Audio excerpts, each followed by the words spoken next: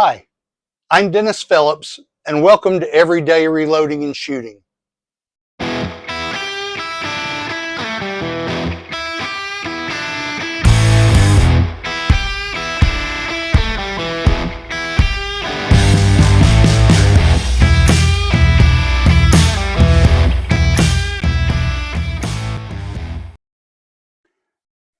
All right, so recently I shot these two loads with a 55 grain VMAX bullet and VihtaVuori N540 powder.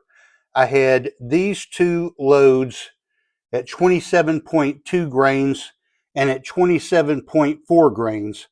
They shot very similarly, except I had a flyer here, and I'm thinking that this is probably the better group. If you take the flyer out there, you've got a group of 0.71 inches, although with the flyer it's 1.03, and you've got a mean radius of 0.30, which is an average group size of 0.6. Over here, we didn't have the flyer, but we had one single cluster of shots at 27.4 grains of powder. We had a 0.92 extreme spread, which is less than 103. It's 1100ths of an inch tighter, but it has a mean radius of 0.34 because these shots, even though they're all touching, they're a little more scattered than they are over here. So you've got a mean radius of 0.34, which gives you an average group size of 0.68 versus 0.60 here.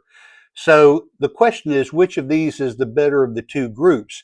If you also look at the area, here we have an area of the width times the height, and it gives you an area of 0.53 inches, where over here the width times the height, and the width is primarily because of this flyer over here, gives you an area of 0.69 inches. I suppose that would be under a half an inch if we were to take that flyer out. So I'm thinking that may be the better group, but in order to make a determination, absolutely, I'll be shooting two 17 shot groups of 27.2 grains and 27.4 grains of N540 using that same 55 VMAX bullet. And we'll see out of 17 shots, and I'm only going 17 shots because I only had 39 bullets. So I'm using 5 for the fouling group, and then I'm shooting two 17-shot groups each instead of 20-shot groups. But we will take these to the range and see how they perform. All right, welcome back to the channel. We're at the Georgia Gun Club. It's a kind of busy day today. There's a lot of shooting going on. Sometimes that interferes with the noise canceling function of this microphone, and it may mess up the sound. I apologize in advance if that's the case. But today, as mentioned in the introduction, we're going to be refining a load between two that I recently shot, which is using N540 powder at 27.2 grains and at 27.4 grains. Both groups were very similar, as you can see from the photo here. But we're going to do two 17-shot groups at each of those, and I'll start off by first shooting 5 fouling shots at the lower charge weight, then we'll increase it and shoot the other 17. All right, stay tuned. Shooting at 100 yards. As always, you're welcome to enjoy the music while I fast forward through my shooting. I may give you a little textual commentary as we go along here, but anyway, enjoy the ride. Shooting at 100 yards.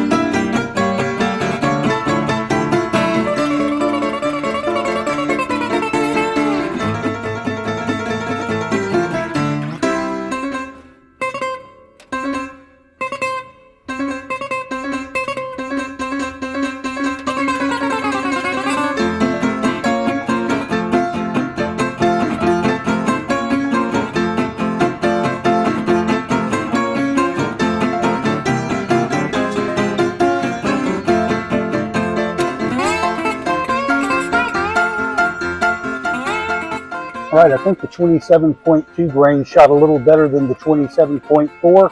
The 27.4 seemed to be a little more scattered, but let's bring them in and take a look.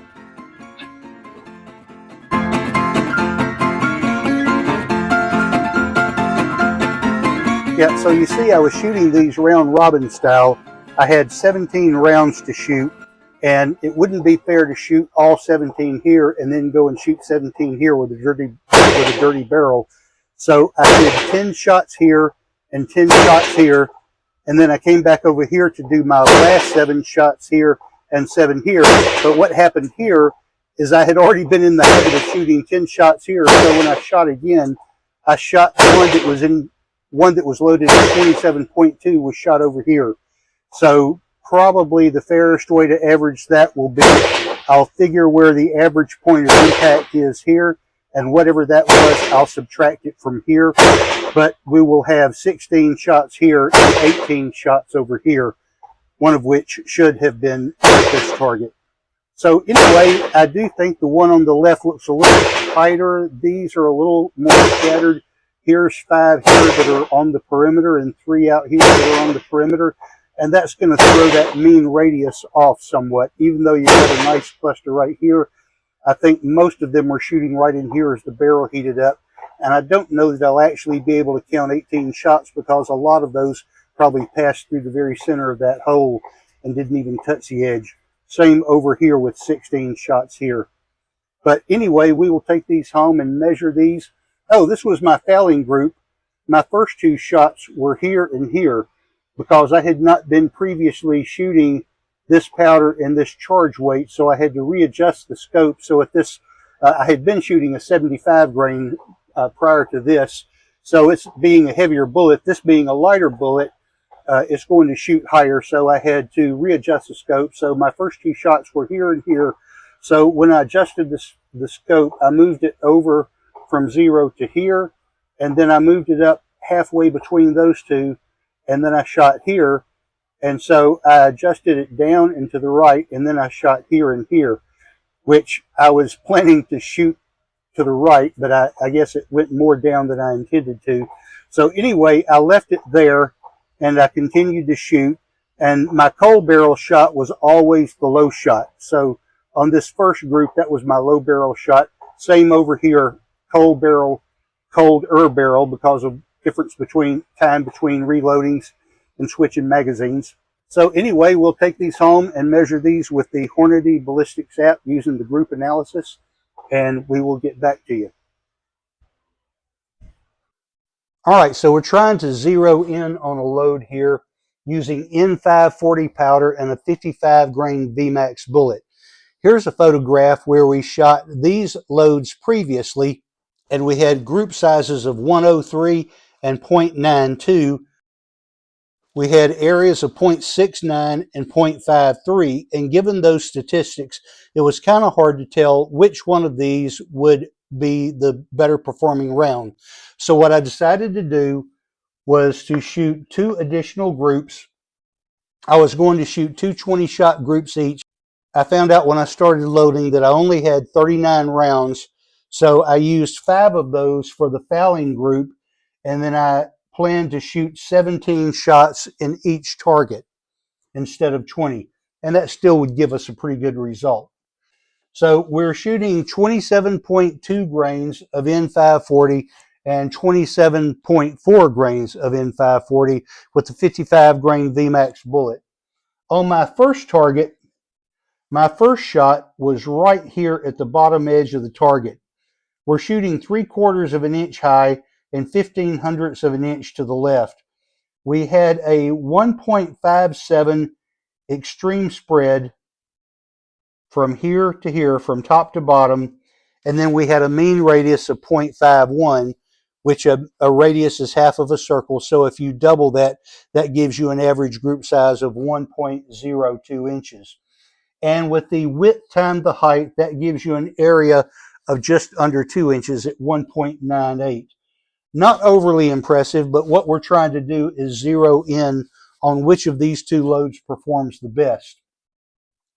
At 27.4 grains, the first shot again, the cold barrel shot, I guess you would say, was down even with the bullseye and just a little bit to the left.